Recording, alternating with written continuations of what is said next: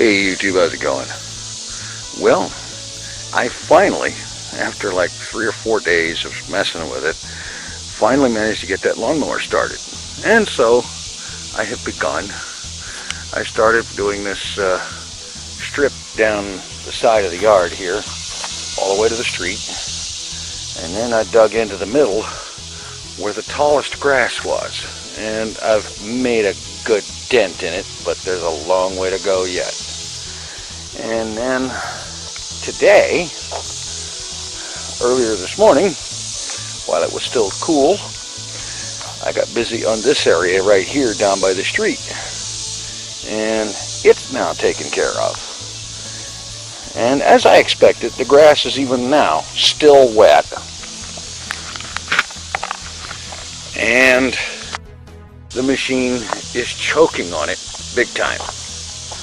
But I'm getting it done. And get it caught up, get it over with. And finally, I'll be able to relax a little bit. Anyway,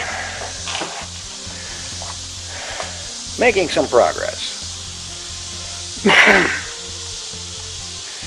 In other news, well, let's see. I'm finally over that nasty, sick, feeling crazy, floaty thing in my vision problem that I had going the other day. And I'm feeling better. But what do you think about this August weather?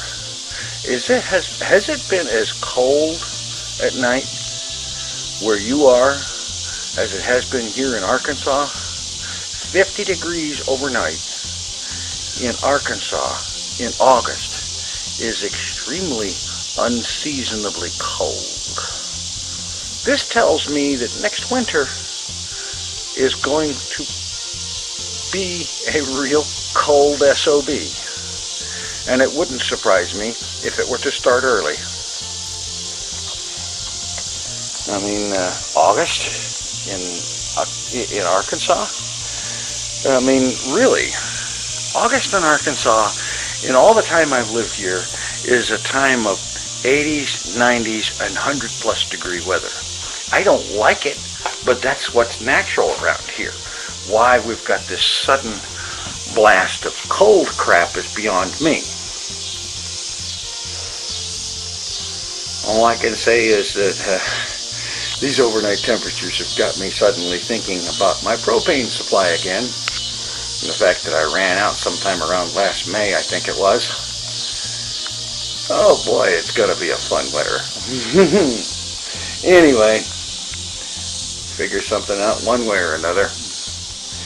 Meanwhile, I have another video uploaded to YouTube, and it's going to take a while to process, but when it finally goes live, I have done another run of the flight from Kennedy Space Center to Wideawake International on Ascension Island.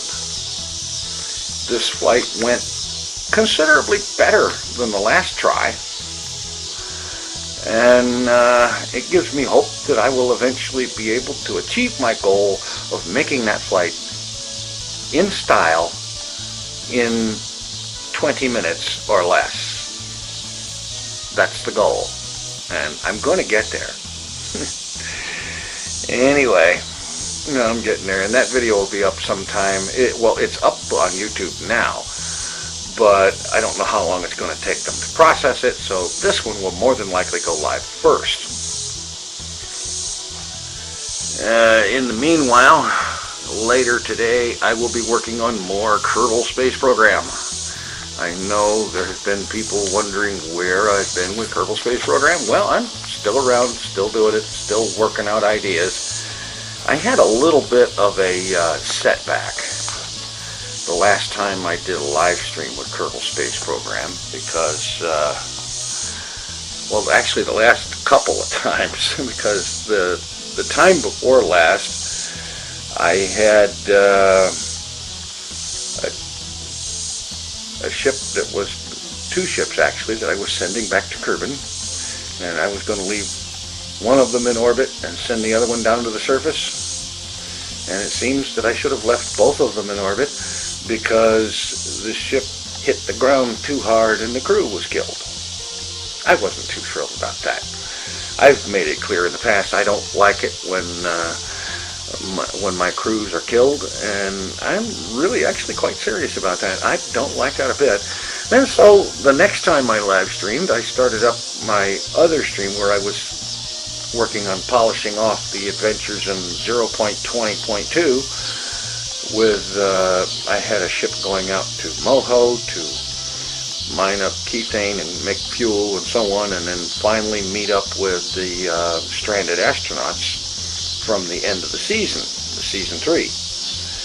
And I had done this hideous 30-minute burn to get it away from Kerbin because it was a big ship carrying a lot of fuel.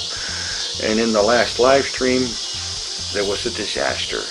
During maneuvers, the ship broke into 2 pieces, and the piece that was left doesn't have enough power to get itself into orbit around Moho.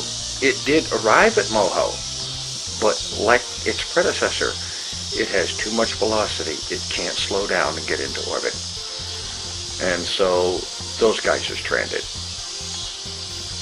And the other part of the ship that broke off of it is actually mostly intact, and it does have engines and it can move on its own, but it would use almost all of its fuel to get almost anywhere. So that is a lost piece of junk.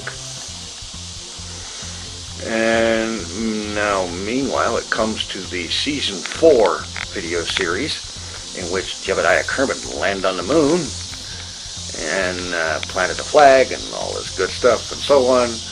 And I'm really kind of hoping I can get him back to Kerbin without killing him, because I haven't done so good lately and all of that kind of stuff. And yes, I really don't like that kind of bad ending. Anyway, we'll be seeing about that. I should be recording some of that tonight or perhaps tomorrow morning. I'm not 100% certain yet. And so on. And oh wow, I've just been blathering on for 7.5 minutes. Time for me to shut up. Thanks for watching. Take it easy. I'm out of here.